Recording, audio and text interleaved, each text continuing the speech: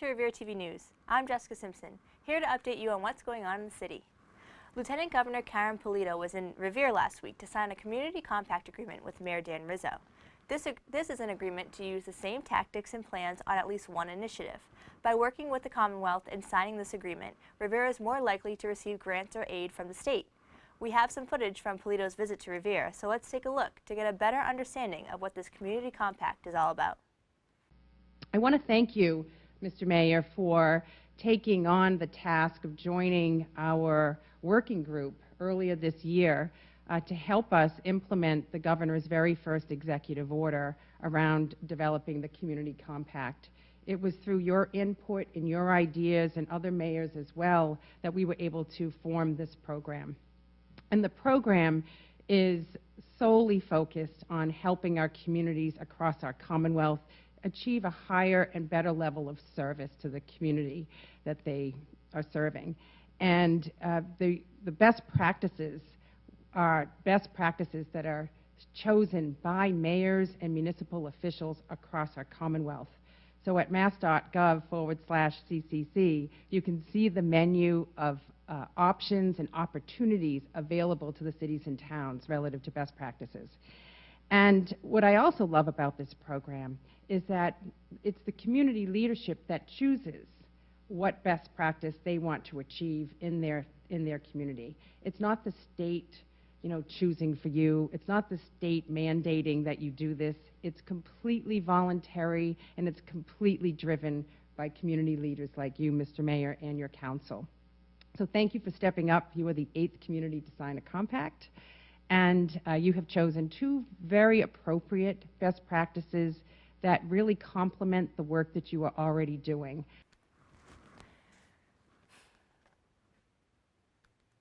You want me to just start? All right. A very important topic that has continually been, that's not the right word. A very important topic that has continuously been addressed in Revere and our surrounding communities is the issue with opioid abuse. This has become more like an epidemic in Massachusetts, and Revere is one of the first cities to take action with a new plan to prevent the number of overdoses in our area. Director of Addiction Services Kim Hanton, the Revere Fire Department, and Revere's recovery coach, Carrie Ann Salemi, are working together to get our residents more informed about what is being done regarding the issue. They were at Revere TV to discuss present and future plans and to shed some light on the issue as a whole. To view the entire program that was filmed at our studio, head to our YouTube page. But for now, we'll just see a short clip from it here. Hi, I'm Kim. I'm with North Suffolk Mental Health Association, and I'm here today with a team to talk about the opioid epidemic that has plagued our community. Revere is concerned about the rising level of opioid overdoses. The City of Revere is partnering with the Revere Fire Department, North Suffolk Mental Health, Learn to Cope, and the Winnacimmet Regional Opioid Collaborative, the ROC. This partnership is designed and dedicated to provide comprehensive education, navigation, and support to individuals and their families combating opioid use and addiction. The team is comprised of firefighters, harm reduction specialists, and recovery coaches. The team meets weekly to identify addresses of reported overdoses, current trends, and evidence based on models of service. The team will go out into the community to identify locations twice a week, supporting prevention, education, engagement, intervention, and treatment when requested. On a lighter note, the Revere Veteran Services has come together with the city to create a new holiday to recognize and honor Purple Heart recipients. This day is now August 7th, and Director of Veteran Services Nick Bua and Buddy Mangini were at the Beachmont VFW to lead the initiation of this day. Let's see what Revere TV has from that event. We, City Council of the City of Revere, first of all, and the citizens of Revere are very proud that Revere is a Purple Heart community. And just recently, back in June, we put a proclamation before the City Council recognizing Revere as a Purple Heart community. I'd like to read that to you if I may, and bear with me because I don't have my glasses with me, and I'll do the best I can. It's a proclamation making Revere a Purple Heart City. Whereas the people of the city of Revere have great admiration and the utmost gratitude for all the men and women who have selfishly served in their community and their country and this community and the armed forces of for all good. Whereas contributions and sacrifices of the men and women of Revere who served in harm's way in the armed forces have been vital in maintaining the freedom and the way of life that all of us enjoy as citizens today. Whereas citizens of our community have been killed in action while serving in the armed forces and have been posthumously awarded the Purple Heart for their ultimate sacrifice. And whereas citizens of our community have been awarded the Purple Heart for their bodily sacrifice of being wounded in action while engaged in combat. And whereas the Purple Heart is the oldest military decoration in its present use and was created as the badge of military merit on August 7th, 1782 in Newburgh, New York by Commander General George Washington, commander of the Continental Army. Initially, it was made of purple cloth and shaped with a heart and the word merit sewn upon it. Whereas the badges, the heritage it represents is sacred and to those who know the pride paid to wear the Purple Heart. And I'd like to just interject this, if I may, before I go on with the proclamation. Prior to the Commander-in-Chief, General Washington, setting up the Purple Heart to be awarded to anyone who was injured or killed in combat, this was only awarded to officers. If I correct, Commander Agnew? The Purple Heart was only awarded to officers, and I think General Washington felt that it should be awarded to any individual who served their country and was injured or killed in the line of duty. Now I'll go on with the proclamation.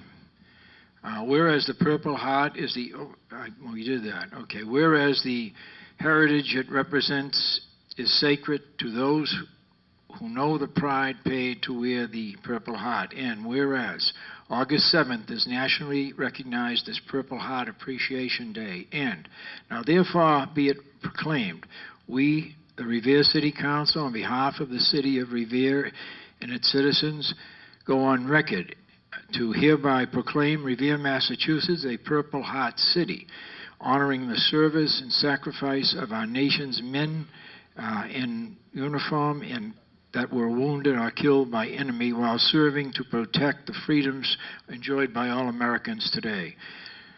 Also, be it proclaimed that the city of Revere will recognize August 7th annually as Purple Heart Day and urge the people and organizations of Revere to display the American flag as well as other public expressions of recognition of our Purple Heart recipients.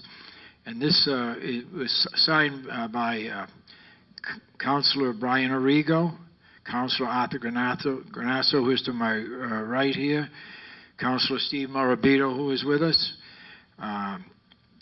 Councilor Ira Novoselsky, Councilor Stephen Reardon, Councilor John Powers, Council President, Councilor Jessica Janino, Councilor Robert J. Hass, who is here with us, Councilor Joanne McKenna, Councilor Charles Patch, who would be here, I know, because he is a veteran, and he's just had a leg injury, but I know definitely Councilor Patch would be here with us today if he could be.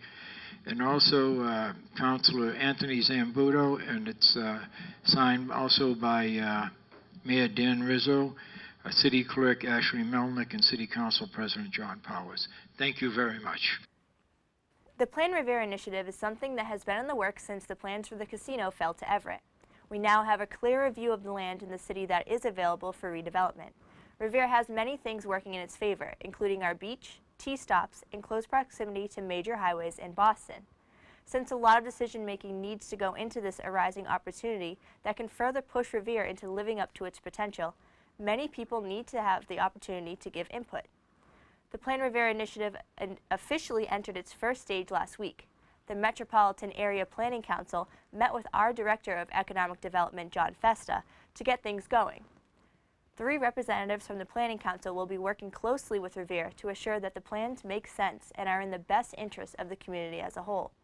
Along with the MAPC and city officials, this process will be transparent enough so that residents get the chance to voice their opinions and concerns at public meetings throughout the process. The MAPC will be working with Revere officials until September, when they will present their research and potential plans to a larger audience. Our Rotary Club is expanding as it combines with the Rotary Clubs of East Boston and Winthrop. Together, the 3 now make up what is called the Belle Isle Rotary Club. With all 3 clubs as one, they strengthen the organization by having more members to get involved in all 3 communities. Rotary clubs are made up of people who want to get involved and volunteer in their community. The Belle Isle Rotary Club will now have a larger area to do work in, whether it's volunteering to help and donate to kids' education or fundraising for a cause.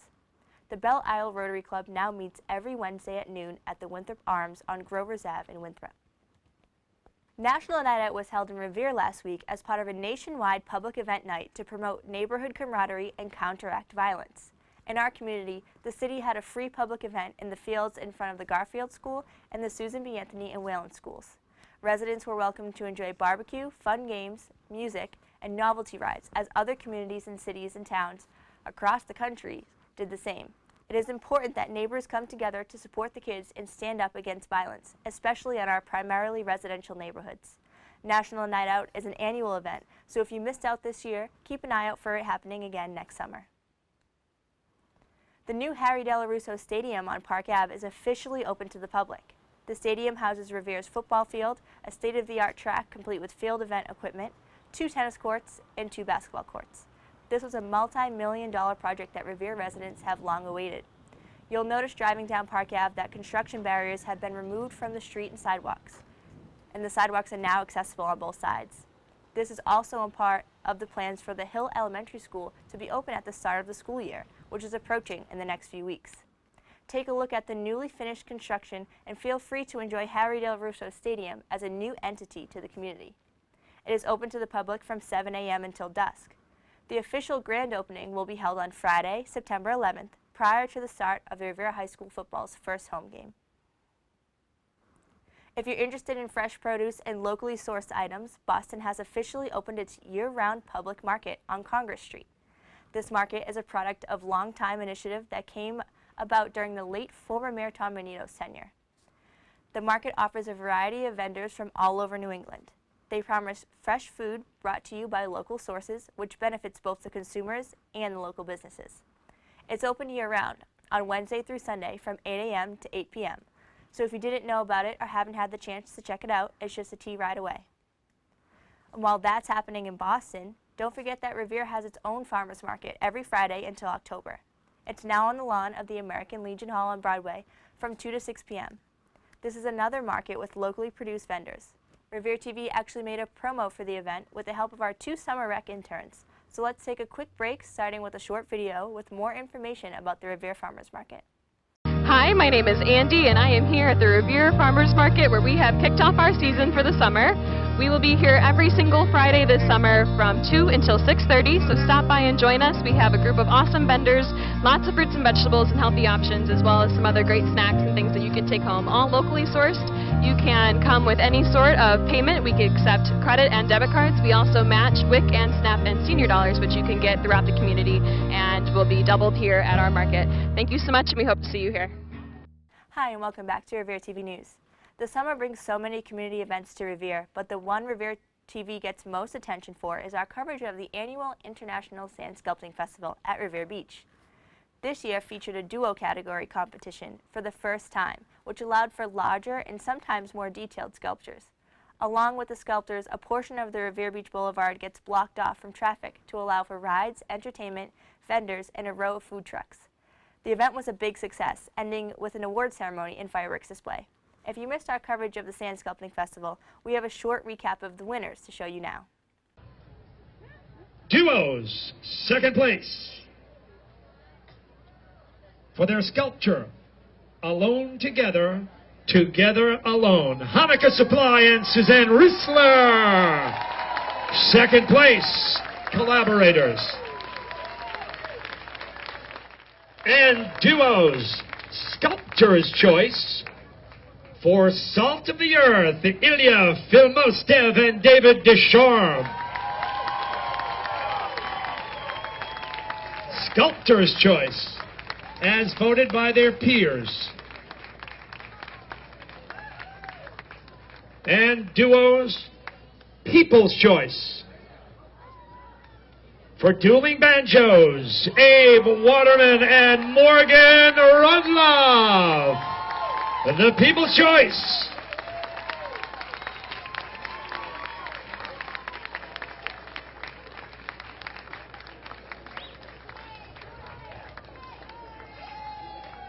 First place, Duos, Collaborations. And going home, a two-time winner for Salt of the Earth, Ilya Filmostev and David Deschormes. First place, Collaborators, Revere Beach 2015. And now third place, Solo Competition 2015 for the Tormented, Guy Olivier Thibault.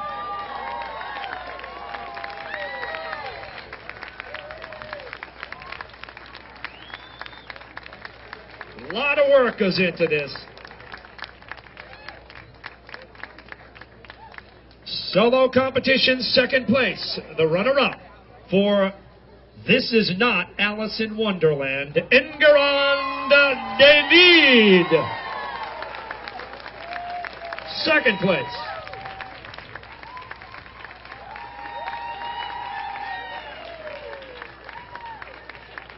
Sculptor's Choice this year. Individual competition, and I think for the first time ever we have a tie in this category. That's how tight the competition was. And the winners are Mélange Beauregard and Enguerrand David. Sculptor's Choice, a tie. Okay. All right then. Solo, People's Choice. Mélange Beauregard, open your mind and let your spirit fly.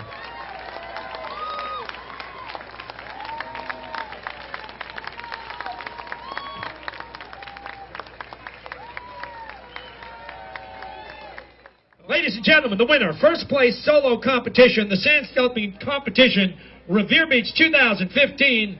Oh my, she's going to need a truck to go home. Mélange Beauregard. Three-time winner, 2015. Wow. And now we're going to take one more short break. Stay with us and we'll be right back.